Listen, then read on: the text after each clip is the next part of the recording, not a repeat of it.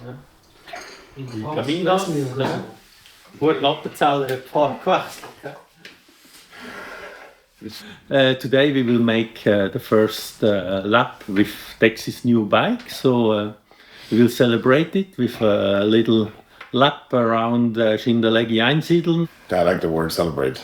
No, we're happy to see him on the bike, and as we talked, endurance is important, and biking is a good way to train the basic endurance.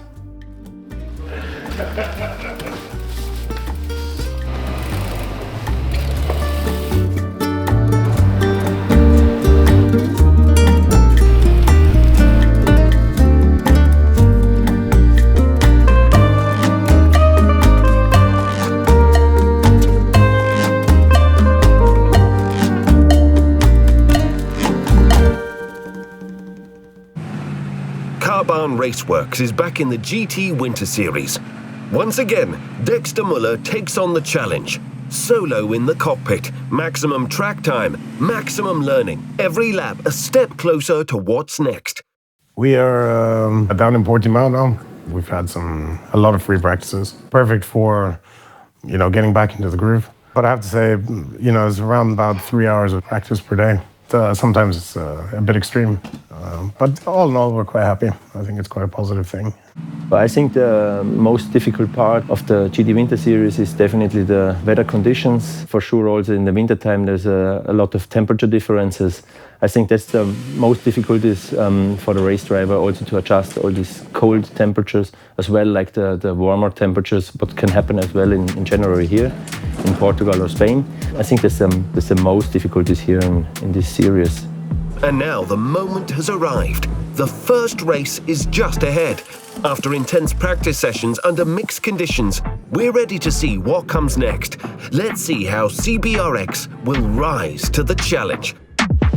Now going at racing speed, Keanu Bloom is racing away. He's caught a Runas Kakaushkin just slightly napping there by the looks of it. Ford will have a very, very comfortable lead into the first corner. Dex behind the Porsche. I think he set the driver quite a lot under pressure.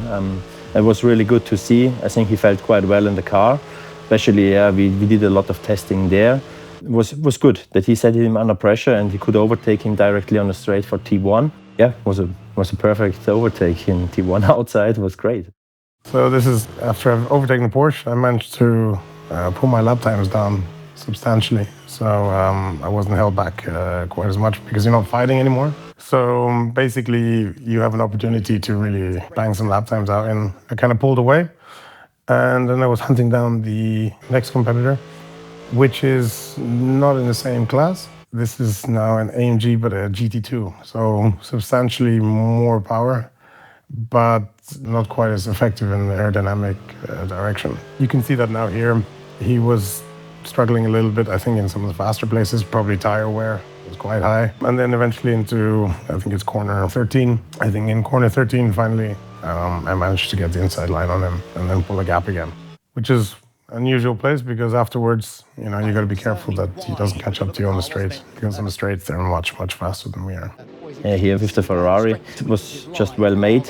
Yeah, prepared everything well, set the driver under pressure, out of the corner, took all the speed, well made for T7, T8, took a lot of rolling speed into the corner, also to give the other driver no chance. Yeah, was just good made and well prepared.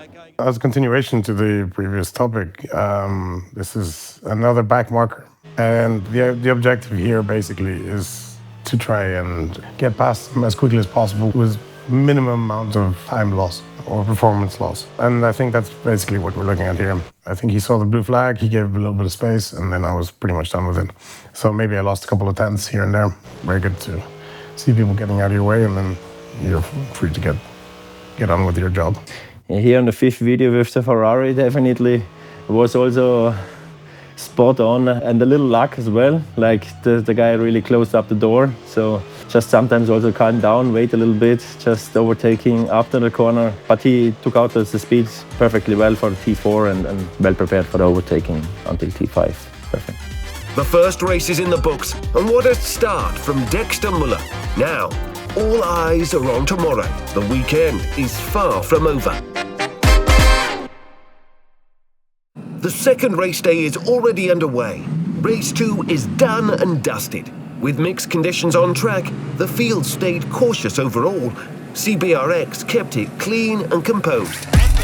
Now, it's time for the big one, the 55-minute endurance race. While other teams switch drivers, Dexter Müller will go the full distance solo. It was. He had the trigger and the throttle pulled down a little bit quicker. Of course, Korsnowski's going to be on that damp patch. It's, yeah, really crowded and busy in T1. Yeah, but everybody left each other space, so that was really good, like not big touches or something else, crashes. Dexter stayed out in T3, perfect for T4, preparation T4, so I think, yeah, that's actually also what we spoke before the race, like keep it here in Portimão a little bit more on the outside, gives you more space, and just well prepared for T4. This is coming down onto the home straight, so the last corner. The competitor doesn't have the best run into the last corner. So coming out of it onto the home straight, I've managed to get a bit of a run on him. Still mindful that some of the track might still be a bit wet. Position myself a little bit closer to him, hoping that I can get past him. But what I didn't realize was, or what I didn't account for, was that there was another competitor on the inside who outbraked both of us and ran into us into the first corner. So went 3 wide into the corner 1, which is not optimal. But yeah, everybody walked away pretty safe. And I overtook one car, and the competitor overtook me and another car in the corner 1. So, well done him. So in the video you can see in the third lap when he went out of the second last corner into the last one. With slipstream he went wide. I think he just lost a little bit the front with the slipstream, so he went wide and touched the underfloor, coming onto the main straight. Yeah, as everybody know, on the Merc it's really difficult thing if you get touched on the underfloor that the engine will get a crack on the chain housing. So this is also what happened. But he just really immediately called us on the radio that I have an issue and I have smoke in the cockpit. So we went directly into the pits and stopped the car. I have smoke in the cabin. Okay. Is there any issue or no? There's a lot of smoke. I was informed that possibly brake pressure has been lost in the front left. The smoke was kind of bluish, so it's normally oil if it's blue. So I wasn't sure, but it was in the cabin. But I got information on the radio to please watch out on the braking points. And I tried to do that, but unfortunately, coming into turn 4, I had a bit of a spin, a bit of a moment. I actually went into the gravel, but managed to get out of it. But I lost all the positions, and unfortunately, that was the end of my race. The race unfortunately came to an earlier end than we had hoped. What a stroke of bad luck after such a strong start. Now, the focus shifts to the team at SPS Performance. Can they get the GT3 Evo 2 back on its feet in time for next weekend in Estoril? The countdown starts now. Yeah, first of all, it was, car was damaged. The engine was actually, there's a crack on the chain housing, so we lost all the oil in the pits. We just took it easy, that everything is safe with the fire extinguisher, check that the oil is not like taking any fire, or the car is not taking any fire, get the drivers out. That was just the most important thing, that nobody has any injury or something else after all this. After that, cleaning up the pit lane, bring the car back into the pits, take away the underfloors, check actually where we have the issue, and then start to repair it. That means like we have to change the engine for the next race.